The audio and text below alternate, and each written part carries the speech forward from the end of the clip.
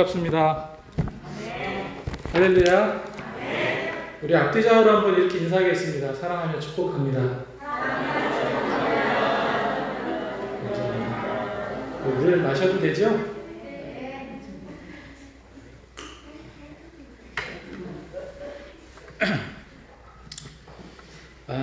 우리 최우주 전사님을 너무 잘 알고 있고요.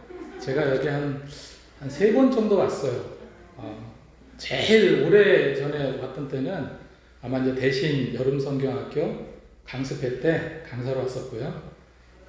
그런 다음에 몇 년 전에 우리 주일학교 아이들 땀을 뻘뻘 흘리면서 바로 이 장소에서 찬양 율동을 했습니다. 제가 이제 비전공과를 제작하면서 뭔가 좀 액티브하게 좀 뭔가 좀 해보고 싶어가지고 최우주 전사님하고 얘기하면서 그런 기획을 했었던 기억이 나고, 그래서 목사님과 또 이제 대화도 좀 많이 나눴었고요. 그래서 굉장히 익숙하다고 생각을 했는데 주차장을 못 찾아가지고요. 헤맸습니다. 예. 자, 오늘 제가 하나님의 사람으로 온전케 되는 일, 뭐 이런 제목으로 말씀을 준비했는데, 가장 기본적인 거를 저는 좀 말씀드리고 싶고 좀 편하게 들어주셨으면 좋겠습니다. 이 자리에 앉아 계신 분들은 다 이제 아이들을 가르치는 교사시죠. 저도 목사지만 교사입니다. 헌신 예배라는 것은 또 이제 말 그대로 제가 더 열심히 주님의 아이들 사역을 위해서 헌신하겠습니다. 노력하겠습니다. 이런 다짐의 시간이라고 저는 생각을 합니다. 그리고 또 이제 뭐 부족한 분들이 계시겠죠. 바쁘게 살다 보니까 그런 분 계시면 회개하고 자복하고 회개하고 주님께 나가는 그런 시간이 또 되리라고 믿습니다. 근데 요즘에 너무 급변해서요, 배워야 될 것도 많고 어떻게 세상이 어떻게 돌아가는지 모르겠어요. 엊그저께만 해도 뭐 4차 혁명이니 뭐 메타버스니 뭐 이런 거 익숙하셨잖아요. 인공지능 AI가 어떻게 된다. 아이들은 뭐 제페토나 뭐 로블록스 이런 데 빠져 있고 그런 상황인데, 그런 얘기를 들은 지가 엊그저께 같은데 지금 이제 뇌에 대한 그런 얘기들이 있죠. 그래서 테슬라의 누구예요? 머스크가 여기를 이제 열어서 그 빅데이터를 이제 주입시키는 거죠. 그래서 뭐 그 머리카락보다 더 얇은 뭐를 집어넣어서 하게 되면은 우리가 인터넷으로 검색할 필요 없이 뇌로 바로 어떻게 되는 그런 기술이 개발 중에 있다라는 얘기까지 하고 있습니다. 그게 뭐 얼마 안 돼서 실용화 된다는 얘기도 있어요. 근데 이런 상황에서 성경과 교재로 아이들을 우리가 지금 가르치고 있는데, 이 시대에 어떻게 가르칠까? 세상은 발전하고 첨단 문명은 발달하고 있는데 배워야 될 것도 많고 고민도 많고, 그런데 제가 오랫동안 사역을 하고 오랫동안 전도사 사역을 하고 유치부 헌신예배인데요, 제가 유치부 사역만 안 해봤어요. 전도사 사역하면서 유치부 사역만 조금 못 해봤는데, 그런데 아무리 세상이 변하고 환경이 바뀐다 하더라도 이건 본질이 아닙니다. 본질이 아니고 지금 잘 해 오셨던 대로 아이들을 잘 가르치는 거, 이거 하나면 충분할 거라고 저는 생각을 해요. 그래서 저는 저 같은 경우는 이제 모태신앙으로 성장했거든요. 그러다 보니까 제가 초등학교 들어가기 전인 것 같아요. 시골에서 교회를 다녔는데 한 6, 7살 정도 된 것 같은데 아직도 기억나는 장면이 있습니다. 옛날에 그 칠판에다가 그 융판자료 있죠? 그런 이제 삭개오 이야기를 선생님이 해주시는데 너무너무 재밌었던 기억이 나요. 막 선생님이 막 웃기지도 않는 거 웃기게 막 뭐 떨어지는 것도 여러 번 오버액션을 하고 그러면서 이제 성경을 배웠던 생각이 납니다. 그리고 여름 성경학교. 그때 이제 여름 성경학교 때 둘러앉아서 이제 선생님들하고 자두도 먹고 참외도 먹고 그런 기억들이요. 시작 전부터 굉장히 들떴던 기억이 나요. 어렸을 때.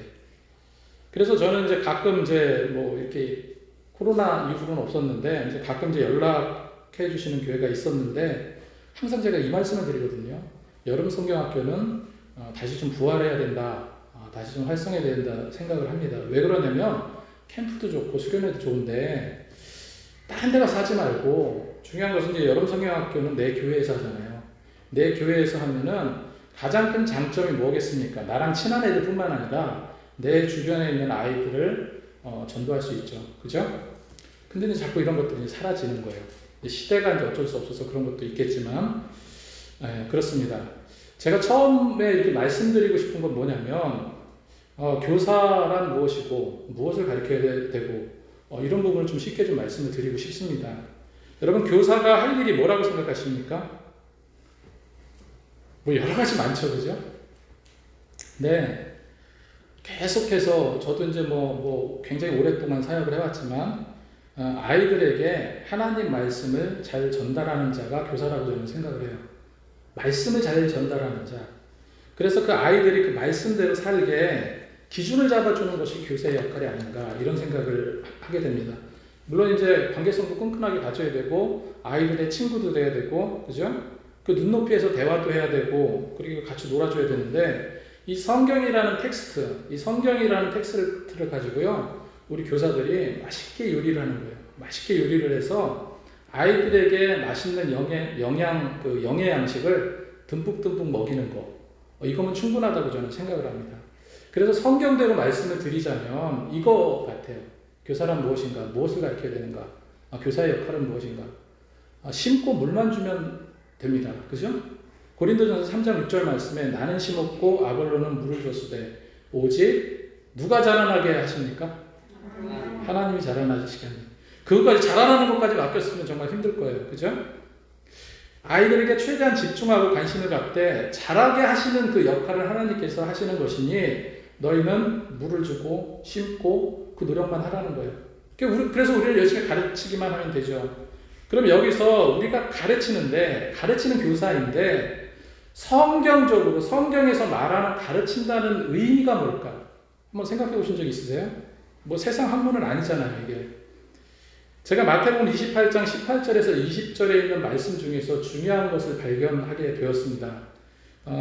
굉장히 중요한 말씀이죠. 예수님께서 부활하시고 하늘로 승천하시기 전에 마지막 제자들에게 가르치시면서 마지막 하신 어찌 보면 유언과도 같은 그런 말씀이거든요. 마태복음 28장 18절 20절 말씀에 예수께서 나와 말씀하여 이르시되 하늘과 땅의 모든 권세를 내게 주셨으니 그러므로 너희는 가서 모든 민족을 제자로 삼아 아버지와 아들과 성령의 이름으로 세례를 베풀고 내가 내게 분부한 모든 것을 가르쳐 지키게 하라. 근데 여기서 관심 있게 봤던 것이요, 가르쳐 지키게 하라, 이 말씀입니다. 가르쳐 지키게 하라. 한번 따라하겠습니다. 가르쳐 지키게 하라. 가르쳐 지키게 하라. 감사합니다. 가르치라는 것은 헬라어로 디다스코입니다. 이 원어 그대로 보면 디다스코인데 그건 말 그대로 그냥 가르치는 거예요. 내용은, 지식적인 내용을 전달하는 겁니다. 그래서 목표한 내용들을 아이에게 전달하고 교훈을 주는 거. 그래서 교사된 우리는 어떻게 해야 됩니까? 아이들에게 열심히 가르쳐야 되겠죠. 그런데 가르치기만 하라고 하시지 않았어요. 또 뭐 하라고 했습니까? 가르쳐 지키게 하라. 이 지키게 하다라는 말은 이 원문을 보면 테로스라는 단어입니다. 테로스가 뭐냐면은 그냥 애를 계속해서 쳐다보는 거예요. 시선을 계속해서 주시하고 아이를 쳐다보는 걸 말합니다. 감시하다라는 의미도 있어요. 그리고 또 찾아보니까 쓰러질 것 같은 사람을요, 막 가다가 뒤뚱뒤뚱 쓰러질 것 같은 그 사람을, 그 아이죠. 그 아이를 뒤에서 쳐다보는 거예요. 그래서 안 될 것 같은데, 쓰러질 것 같은데, 그래서 얼른 가서 쓰러지지 않도록 붙잡는 거. 그래서 꽉 붙잡아주는 거. 쓰러지려고 하는 아이를 꽉 붙잡아주는 거. 그게 교사이고 성경적인 가르침이라는 거예요. 그래서 지키게 하라라는 말을 한마디로 말하면요, 그냥 양육하는 겁니다. 그냥 더 쉽게 말하면요, 그냥 아이를 키우는 거예요. 여러분, 가르치는 게 쉬울까요, 어려울까요? 누구를 가르치고, 지금 이제 헌신 예배를 위해서 제가 떨리는 마음으로 준비를 했는데, 하루 종일 설교원들을 작성하고요, 검토하고, 듣게 될 영혼을 생각하면서 기도도 하고요. 그리고 마음을 다짐하고 와서 성령님을 의지해서 이 메시지를 전하면 되죠. 그죠? 전혀 어렵지 않습니다. 하나도 어려울 게 없어요. 준비하고 기도하면 돼요. 그런데 테로스, 지키게 하는 것은요, 너무너무 어렵습니다. 양육하는 거, 아이를 자라게 하는 거요, 너무너무 어렵고요. 맨날 지지고 못 가야 돼요. 그죠? 어머니가 아이를 키운다고 생각해 보세요. 24시간 그 노동의 시간이잖아요. 그래서 뭐 유치원도 보내고 세수도 시키고 뭐 응가하면 봐주기도 하고 잠자면 끝나는 게 또 아니에요. 뭐 저 동화책도 읽어주다가 잠 안 온다고 칭얼대면 가서 또 달래고 아파서 열이 나면 어떡합니까? 응급실에 데려가서 아이들을 또 돌봐야 도 하고 그냥 말 그대로 24시간 지켜봐야 돼요. 그것이 양육이라는 겁니다. 그래서 성경에서 가르치고 지킨다는 것은요, 그 정도가 돼야 된다는 거예요. 가르친다는 것은. 공과 몇 분 하고 나서, 야, 시간 없다. 그냥 기도하자. 그러고 이제 끝맺고. 그리고 일주일 동안 아이들하고는 아무런 상관없이 있다가 겨우 몇십 분 나서 이제 예배 좀 준비한답시고, 그렇게 하면 거기서 어떤 변화를 찾을 수 있을까요? 제가 예전에 사역했던 교회에서 제가 이제 아주 젊다 못해 어린 여교사 선생님이 있었습니다. 주일학교. 제가 미소가 아름다운 선생님이라고 해요. 미소가 정말 아름다워요. 근데 그 선생님은요, 그 어린 나이에 아이들을 가르치는데도 베테랑이에요. 예배 10분 전에 와요. 예배 10분 전에 와서 주보 타이핑을 익숙하게 타이핑을 칩니다. 예배 10분 전에 주보를 만들어요. 그 당시에. 쭈르륵 하고요, 급하게 출력을 합니다. 그 급하게 출력을 하고 지각하지 않고 예배실로 들어가요. 예배 2분 전에 딱 들어갑니다. 교사인데 공과책도 훑어보지 않습니다. 공과책은 들고 있어요. 들고 있는데 들고 있을지언정 읽지 않습니다. 정말 대단한 실력이잖아요. 그죠? 그런데 놀라운 것은 애들이 어떻게나 그 선생님을 좋아하는지 몰라요. 제가 봤을 때는 눈높이에서 봤을 때는 전혀 아닌데, 그런 반면에 또 이런 전도사님이 계셨어요. 그 교회는 사역하시는 그 전사님한테 직접 들었는데 매주 토요일마다 주일에 어린이 예배를 위해서 리허설을 한답니다. 그러니까 전체 리허설을 한대요. 그러니까 리허설이라는 게 뭐예요? 그 뭐 시간 배분도 해보고 순서에 맞는지 체크도 해보고 동작 하나하나 멘트 하나하나 뭐 아주 그냥 열심히 그렇게 연습을 한다는 거예요. 그러니까 제가 이제 아는 목사님, 친한 목사님이 야, 그 교회 정말 대단하다. 그래서 한번 찾아가 봐야 되겠다 해서 찾아갔어요. 그리고 거기 답사를 갔다 와서 입에 침이 마르도록 그렇게 자랑을 하더라고요. 그러니까 아이들이 그 교회는 바글바글 했던 거예요. 근데 이제 여기 제가 이제 전사님한테, 최전사님한테 듣기로 정말 열정적인 교사 선생님들이 많다는 얘기 들었습니다. 네. 대단히 많다는 얘기 들었습니다. 그렇죠? 우리가 정말 그렇게 해야 된다고 저는 생각을 합니다. 자, 아이들을 가르친다는 거, 그 의미를 이제 조금 아시겠죠? 그러면 그 가르침의 완성은 무엇일까요? 가르치는 그 의미를 알았는데 어떻게 그 목표를 지향해야 될까 할 때 오늘의 본문을 제가 가지고 왔습니다. 그건 뭐냐면은 아이들을요, 하나님의 사람이 되게 만드는 거예요. 하나님의 사람. 하나님의 사람으로 온전케 하는 일, 온전케 만들어서 하나님의 선한 일을 감당할 수 있는 아이로 만드는 일이에요.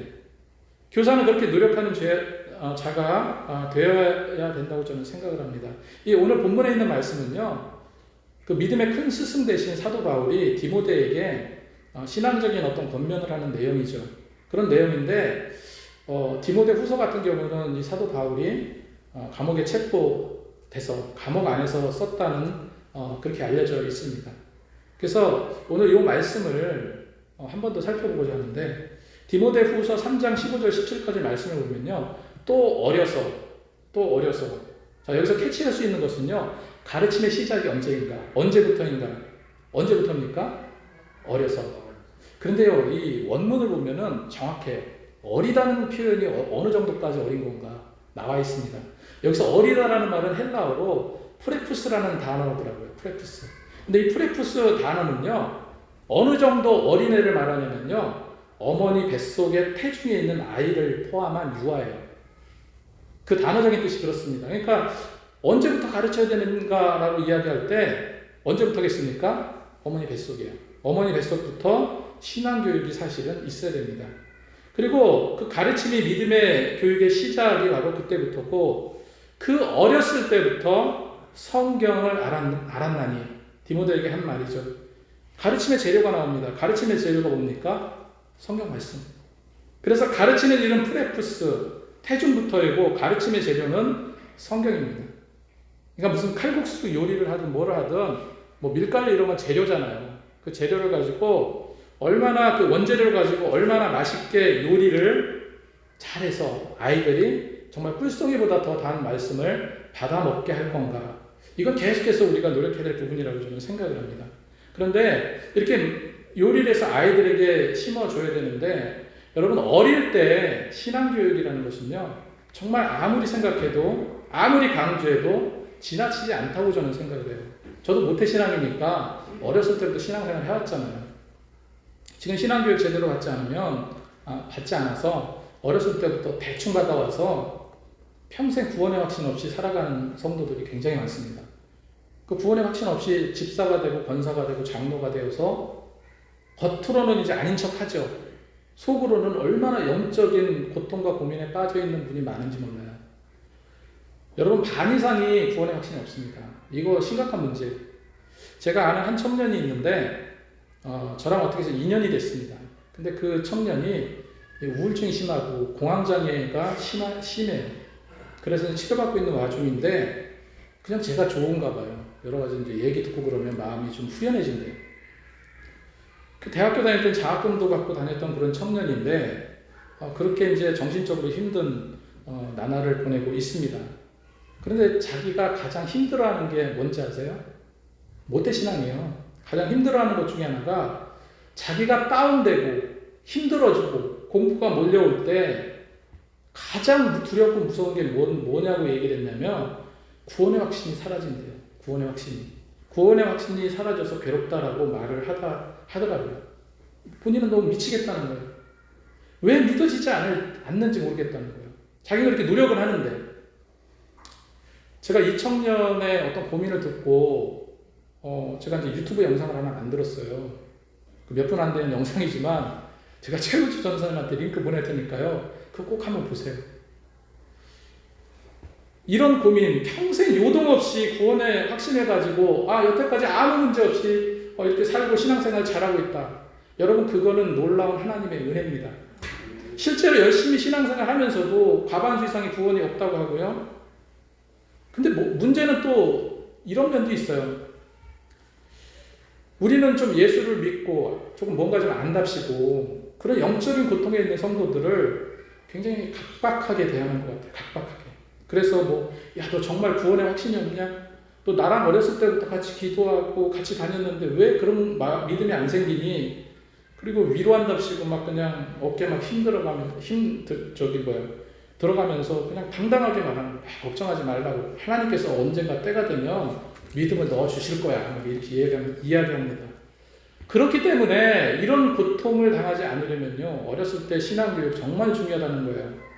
여러분 지금 유치부 어린이들은 다른 어린이들도 마찬가지지만 예수님이 절대적이에요. 지금 아이들이 정상적으로 교회 신앙생활을 한다면.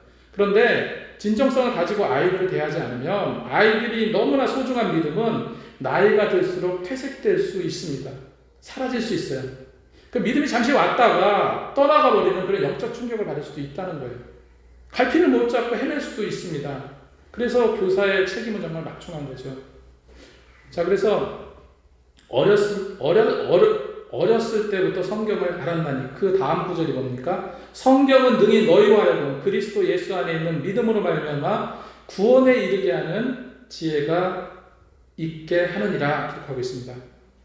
성경이 왜 가르침의 재료일 수밖에 없냐면요. 예수 안에 있는 그 믿음의 내용이 그 안에 담겨져 있기 때문에 그로 말미암아서 구원에 이르게 될 수 있다는 그 답이 그 안에 들어있기 때문에 성경을 빼놓고 교육한다는 건 있을 수가 없는 겁니다. 근데 성경에 대해서는 아무것도 모르면서 아이들을 어떻게 가르치겠어요? 정말 소망하는 것은요, 이 자리에 계신 선생님들, 그리고 우리 모두가 다 마찬가지지만은 성경과 좋은 가르침의 교재를 가지고 정말 맛있게 믿음의 요리를 만들어서 아이들에게 어떻게 하면 잘 소화시키고 잘 받아들일 수 있는지 그거 연구를 좀 하시면서 기도하셨으면 좋겠습니다. 그 가르침의 재료인 성경이요, 또 설명을 하고 있어요. 이 성경이 뭐냐? 도대체 이 성경이 뭐길래 가르침의 재료냐라고 했을 때 하나님의 감동으로 기록되어져 있대요. 하나님의 감동으로. 이 하나님의 감동이라는 말은 헬라어로 데오프 뉴스토스라는 단어입니다. 이거는 호흡을 말해, 호흡을 말한다는 것은 생명력을 말해요. 우리가 창세기 2장 7절에 보면은 우리 인간이 하나님의 생기로 생명이 되는 것과 같은 그런 말이겠죠. 그래서 이 성경은 하나님의 영감으로 씌어졌다는 거예요. 여러분 인터넷을 통해서 보셨는지 모르겠지만 저는 그 박진영 씨의 그 간증문 그런 거 올리고 세미나 올리는 거 제가 박진영이 JYP 대표예요. 세계적인. 근데 그 형제가 뭐라고 말합니까? 예수를 믿었는데 도저히 못 믿겠다 하다가 결국은 공개 간증문을 올렸잖아요. 저는 그거 거짓이라고 생각하지 않습니다. 신학적인 문제가 있을지언정 정말로 처절한 노력의 결과라고 저는 생각해요. 그가 인정하지 못했던 게 이거예요. 성경은 하나님의 감동으로 되었다. 성경은 하나님께서 지으셨다. 성경의 저자가 하나님이라는 사실을 인정하기까지가 7년이 걸렸대요. 나이 들어서 예수 믿게 되면은 믿음의 깊이와 강도가 이만큼 어려울 수 있다는 거죠. 그래서 이 가르침의 텍스트는 오직 성경이어야 하는데 이 성경은요 영생을 얻게 하는 능력이 나타난다. 그래서 요한복음 5장 39절 말씀에 너희가 성경에서 영생을 얻는 줄 생각하고 성경을 상고하거니와 이 성경이 곧 내게 대하여 증거하는 것이라. 그리고 이 하나님의 말씀인 성경은요 우리 인생의 완악한 심령을 깨부수고 성령의 충만함을 갖게 하는 능력이 있습니다. 그뿐만 아니라 이 하나님의 말씀은요 모든 사단의 시험을 이기게 해주는 강력한 무기예요. 그래서 우리가 잘 알고 있는 에베소서 6장 11절 17절 말씀에 뭐라고 기록하고 있습니까? 마귀의 괴계를 능히 대적하기 위하여 하나님의 전신과 줄 입으라. 구원의 투구와 성령의 검 곧 하나님의 말씀을 가지라. 가만히 한번 생각해 보세요. 우리가 많이 들어오셨겠지만 하나님의 말씀이라는 것은 성경이라는 것은요 마귀 사탄을 방어하는 수준 정도가 아닙니다. 그 많은 무기 중에서 유일한 공격 무기가 뭐예요? 하나님의 말씀이에요. 검은 찌르는 거잖아요. 방어하는 게 아닙니다. 방패나 이런 것이 아니라 찌르는 거. 하나님의 말씀은 마귀의 괴계를 이길 수 있는 유일한 공격 무기예요. 그래서 하나님의 말씀은 운동력이 있으며 좌우의 어떤 날쌘검보다 예리하고 혼과 영과 및 관절과 골수를 찔러 쪼개기까지 하며 마음의 생각과 뜻을 감찰하시기 때문에 말씀이 있는 곳에 사단의 모든 화전을 소멸케 하고 어둠의 영들은 모조리 굴복해 만든다라는 것이 성경의 가르침입니다. 이처럼 성경 말씀은 유일한 텍스트가 되고요. 그 유일한 텍스트, 아이들 가르치는 텍스트가 된다는 것을 기억하셨으면 좋겠습니다. 어머니 뱃속부터 제가 지금까지 드렸던 말씀이 그거죠. 우리는 어떤 자가 되어야 한다. 이 교사라는 거는요 굉장히 포괄적인 거예요. 교사도 되고 부장 집사님, 전도사님, 목사님도 다 마찬가지로 다 교사입니다. 다 가르치는 자이기 때문에. 그래서 지금까지 말씀드렸던 것은 우리는 성경을 아이들에게 잘 전달하는 전달자가 되어야 되고 가르침의 시작은 어머니 뱃속부터 시작돼야 되고 그리고 우리 가르침은요 단순히 지식을 전달할 뿐만 아니라 가르쳐 지키게 하는 것, 다시 말해서 양육하는 겁니다. 그와 더불어서 기도해야 되겠죠. 영혼을 위해서 기도하고 노력해야 됩니다. 그렇게 함으로써 어떤 결과를 도출한다고요? 하나님의 사람으로 온전케 성장시키는 것이 최종적인 목표입니다. 그래서 17절 말씀에 이는 하나님의 사람으로 온전하게 하며, 여기서 온전하다라는 이 말은 아르티오스라는 적합하다는 거예요. 우리가 KS 마크 이렇게 꽝 찍으면 그 제품을 보증하잖아요. 그거랑 마찬가지로 하나님의 사람으로 완전히 적합한 상태. 다시 말해서 하나님이 보시기에 내 기준이 아니라 교사의 기준이 아니라 하나님의 기준에서 너는 이 정도면 내가 인정하겠다. 이것이 바로 하나님의 사랑으로 온전케 만드는 것이 바로 이런 의미가 담겨 있다는 겁니다. 그래서 그냥 우리는 이 목표를 위해서 율동도 좀 열심히 해가지고 아이들 가르치고 또 챈트 같은 것도 하고요. 공과도 먹이고 예배도 잘 드릴 수 있도록 훈련하고 얼마나 감동이 돼요. 그냥 요 끄트머리 있는 조그만 애는 그냥 서 있기만 해도 얼마나 은혜 충만합니까? 그죠? 가만히 뭔가 이렇게 쳐다보는데도 은혜가 되잖아요.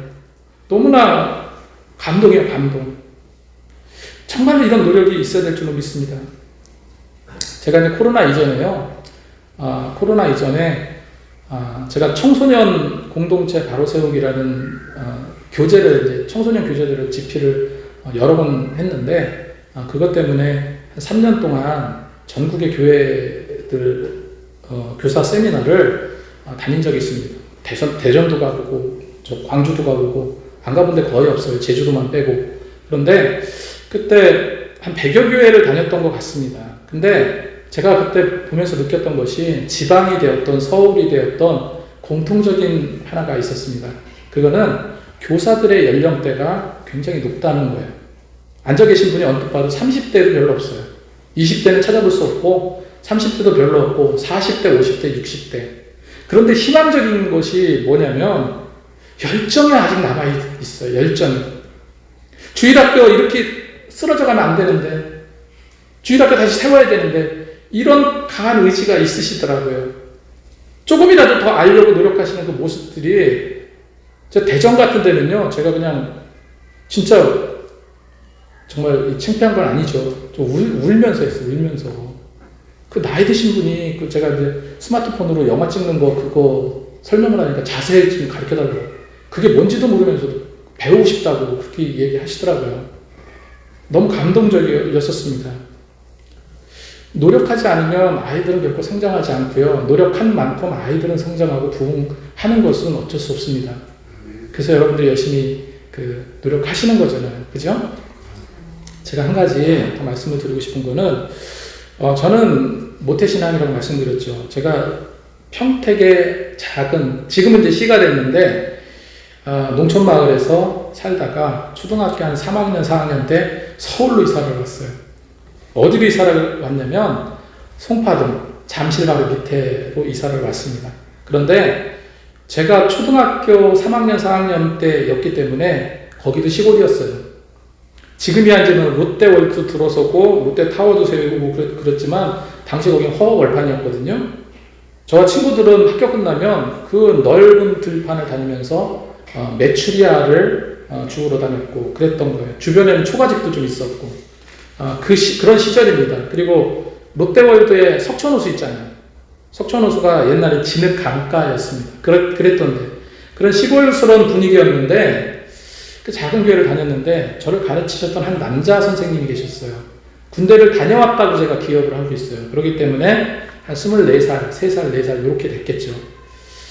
정말로 아이들을 좋아했어요. 그 남자 선생님이. 그래서 항상 교회 마당에서 예배 끝나면 교회 마당에서 막 술래잡기 하고 다른 선생님 다 가지고 남아서 같이 놀고 오징어 게임 같은 것도 하고 막 그랬어요. 그러다가 우리는 그 선생님이 너무 좋아가지고 한 번은 선생님 우리 어린이들 공원 놀러 가요 막 그랬어요. 쫄랐어요. 근데 선생님은 막 고민하고 막 그러더니 그래 가자. 우리 어린이들 공원 가자 그런 거예요. 그때부터 우리 아이들은 어땠겠습니까? 마음이 들떴어요. 방학하는 날만 기다렸죠.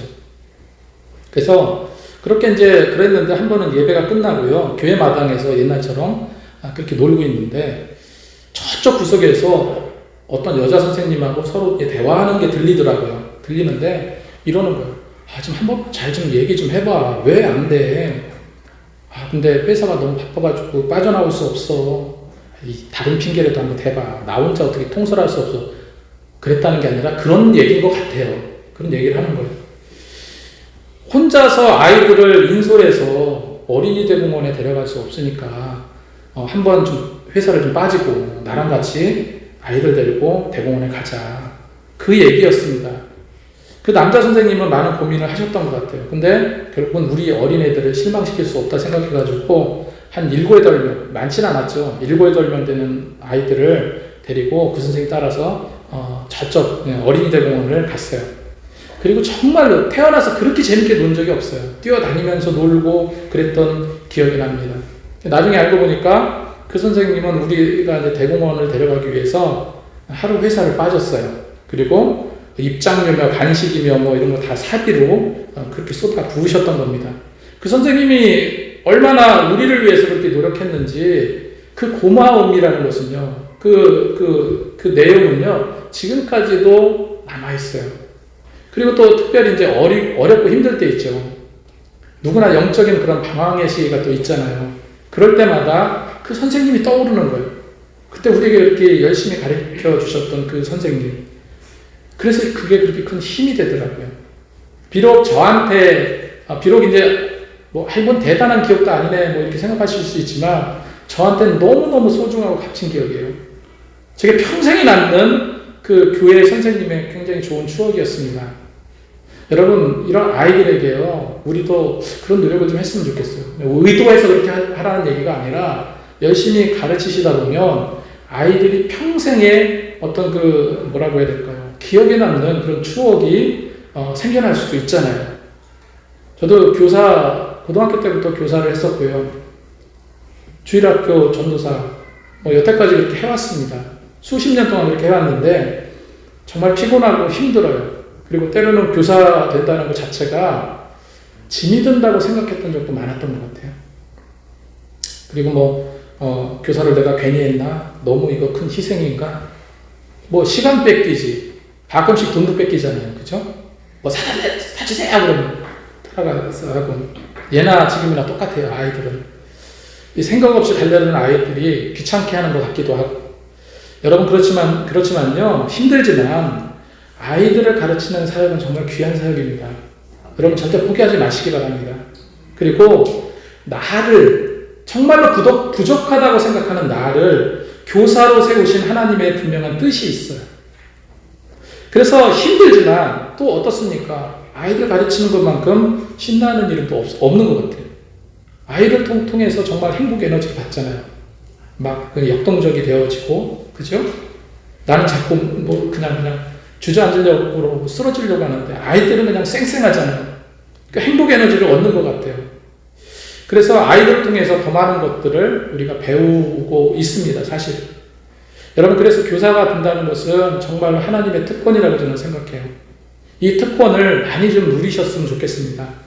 그래서 오늘 헌신 예배를 통해서 교사로서 나를 한번 진지하게 좀 돌아보셨으면 좋겠고요. 그리고 이 소명, 내가 정말로 열심히 이 부분을 감당했노라 하는 그런 다짐도 좀 하시면서, 그러면서 또 부족한 부분이 있다면 또 채우시고, 그렇게 하루하루 아이들 사역에 힘을 쏟아 주셨으면 좋겠습니다. 저도 그렇게 하고 있습니다. 그렇게 해서 부족하지만 어쨌건 이렇게 말씀을 전했고요. 위치고 더욱더 부흥하고 성장하고 더욱더 헌신된 교사 선생님들이 많이 나오셔서 여기가 그냥 들썩이게 했으면 좋겠습니다. 기도하겠습니다. 하나님, 감사합니다. 부족한 제 입을 통해서 귀한 말씀을 전했는데 주님께서 걸러 주옵소서. 생각할 것만 기억하게 하시고 더욱더 열정을 갖고 주님의 사역을 잘 감당할 수 있는 귀한 선생님들 다 되게 하여 주옵소서. 감사드리며 예수님 이름으로 기도드렸습니다. 아멘. 감사합니다.